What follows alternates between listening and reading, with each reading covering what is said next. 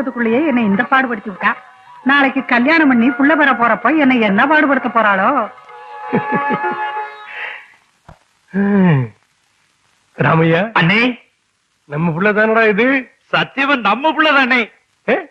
புள்ளைக்கு மூக்கு குத்துன ஒண்ணு காளியாத்தாலே நம்ம வீட்டுக்குள்ள வந்த மாதிரி இல்ல. நான் நினைச்சேன், நீங்க சொல்லிவிட்டீங்க. ஆசீர்வாதம் வாங்கி தாயே. நில்லு. ஏன் அறிவு கட்டு போச்சா உனக்கு?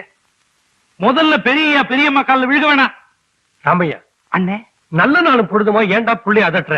என்னதான் இருந்தாலும் தலை இருக்க வாள் ஆளலாம்னே. இந்தா, நீ அங்க போய் நில்லு.